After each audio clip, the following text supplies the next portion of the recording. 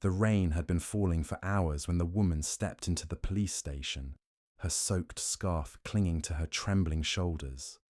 The fluorescent lights above made her face appear pale, almost ghostly. She clutched her handbag tightly, her eyes darting nervously from one detective to another before she finally spoke. "My elderly brother left the house a while ago," she began in a quivering voice. "But he hasn't returned. His phone has been off since last night. I'm afraid something's happened to him." Detective Mason exchanged a glance with his partner, Detective Clare. Both had seen this scene many times before. People came with tears, stories and fears. But something about this woman's tone seemed rehearsed. Mason leaned forward. "When exactly did he leave, Mum?" "Yesterday evening," she replied quickly. "He said he was going to meet someone about a business matter. But he never came back." Within hours, the detectives contacted the forensics department. The news was chilling. A burned body of an elderly man had been discovered earlier that morning in a deserted field outside the city.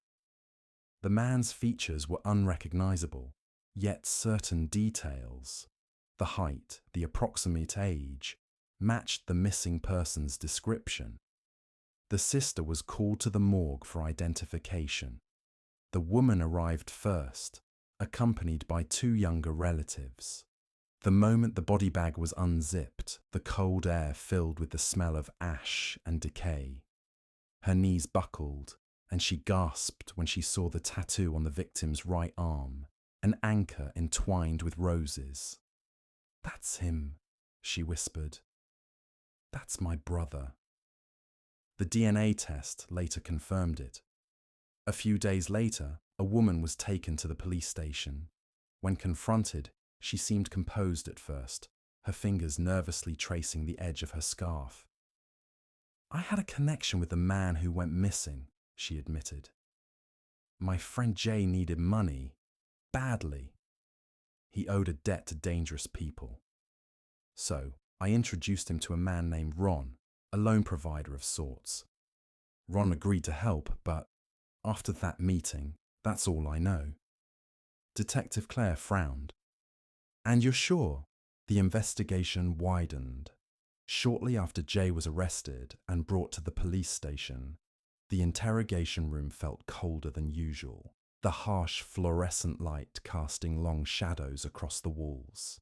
He sat across from Detective Loris, his hands trembling slightly on the table. Jay took a deep breath and began, his voice low and measured. "I invited Ron to my car to take a loan. I thought it would be simple. Just a quick meeting." He paused, eyes flicking nervously to the one-way mirror, as if expecting someone or something to appear. "But on the way, we got into a verbal argument. Over our differences, words were exchanged, heated words. And I decided I wouldn't take any money from that crook." There was a tense silence in the room. The detective leaned forward, studying him closely, trying to read the truth behind the fear in Jay's eyes. Outside, the distant hum of the city felt muffled, as if the world itself was holding its breath, waiting for what would come next. Detective Mason listened, palms flat on the table, while Claire watched Jay's face for the places truth might show itself. After a few days, Jay was released from detention. His shoulders were slumped, his eyes still carrying the shadow of the ordeal, but the weight of confinement had lifted. Mason wasted no time. The moment Jay stepped out into the grey light of the precinct hallway. But the case had teeth still. The woman who had been brought to the station once before was returned again, as if fate were dragging her back to the same cold room. The air between Mason and her was sharper this time.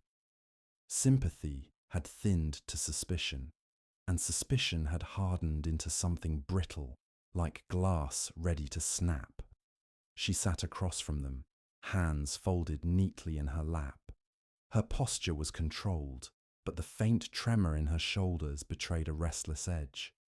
When she spoke, her voice was small but steady, a candle flickering in the draught of the room. Ron was obsessed with me. We were in love, she began, her words hesitant at first, then gaining weight as they poured out. He thought I belonged to him. He threatened me. Ron believed Jay was my new lover. Once, he nearly strangled me in his car when I refused him. I told him there was nothing between Jay and me. I swore it. I promised. But he didn't believe me. When I came back home that night, I was sure he'd hurt me. I thought, if I didn't do something, I'd die. Claire studied her closely, eyes scanning for the flicker of invention, the subtle twitch that might betray a lie. Mason, veteran enough to read guilt like a map, felt a shift in his gut. The confession she offered this time was quieter, more contained than any before, but it cut sharper, clean, precise, undeniable. I bought poison, she said. I prepared 2 cups of coffee, one for him and the other for myself. I poured the poison into his cup and waited for him near the coffee shop. When he arrived, I handed him the coffee. We got into the car, and near the gas station he stopped. I watched him drink it.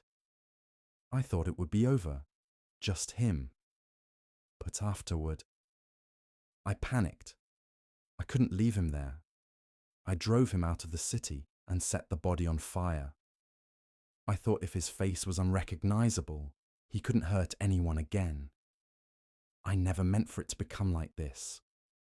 She folded in on herself as the words left her, as though each syllable carried its own weight.